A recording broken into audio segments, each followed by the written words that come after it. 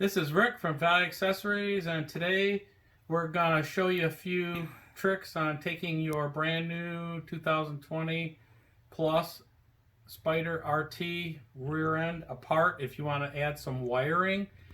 This is the first time we've had this one apart, so we learned a few things.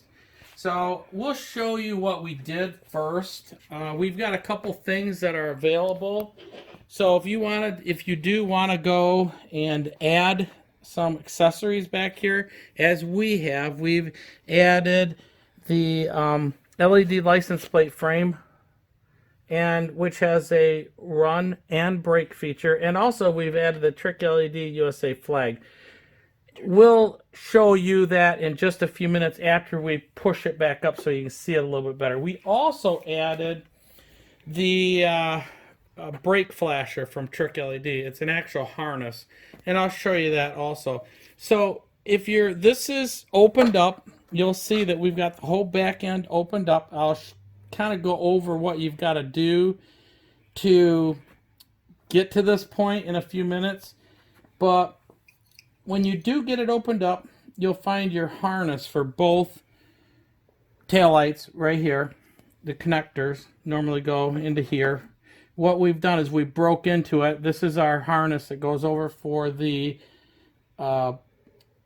flasher, and there's like 6 different programs you can use with that.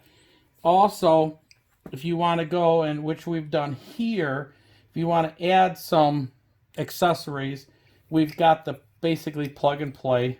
You just unplug your harness, which would have been the end of it would have been right here, and then you'll put your brake out in, and then you've got some connectors here. So you'll see I've ran some of my wiring from the license plate frame and the flag up, and we've got it hooked in here. So this is what it looks like. You can do a bunch of stuff. Also, if you're going to go and hook up your trailer wiring, same thing. You're going to be hooking up here, hooking up over there to get your run, brake, turn signals, and everything. So before I show you what it looks like hooked, powered up, we're going to show you what we had to do to get there. The first thing you're going to do, you're going to take this piece off here. It's a couple screws. You're going to take that off. Then unfortunately, you do have to take these side pieces off. These are right here. They have multiple screws. Screw up top here, screw down below. 2 regular Torx head screws here, a bolt with a nut on the back of it down here, and we've got some push pin rivet type things with Phillips head screws into them on the rest of them, and they're in here, and these 2, they'll look like this and this. We had a little issue because they want to strip out and everything turns. It was a mess. I had to drill a couple out. I'm thinking people might have a few issues, but we've tried it. I'm just going to put some metal screws back, some steel screws, or actually aluminum screws back in. So I think these are stainless, but I'm just going to put some, and we tried it. It works just fine. So you may have to just drill. If you do have issues and all it does is turn and turn, you may have to take a drill, just drill the nylon screw out and get it out of there and just put something else in, or buy new ones. We're looking at the possibility of trying to source some replacement ones, or replacement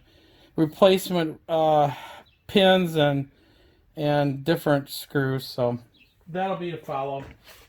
So take this off here. That'll come out. You'll have, just to make sure it goes back around here, then you pull this up out. After you do that, unfortunately, there's a bolt that goes through here into here. You'll need a 5.5 millimeter socket. Nobody has 5.5mm sockets. I'm not sure why they did that, but that'll use a needle nose, and I'm thinking I might even put a different, I think it looked like this. It looked like this. I might put like a Phillips back in there, make it easy to get back out. We're going to look at that also, getting some replacement ones so we take them apart for people.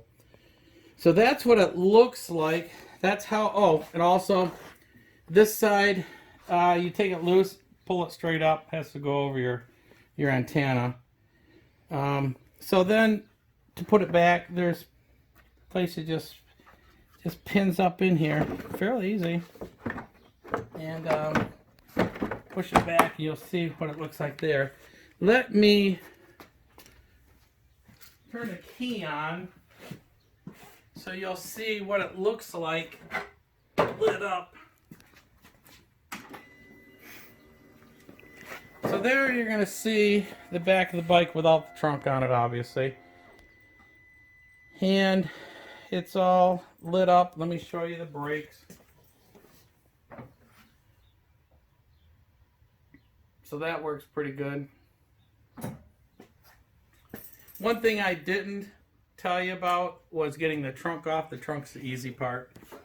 All you got to do is turn your little key inside, push the release here up, unplug it, and the trunk comes right off. Very, very, very simple.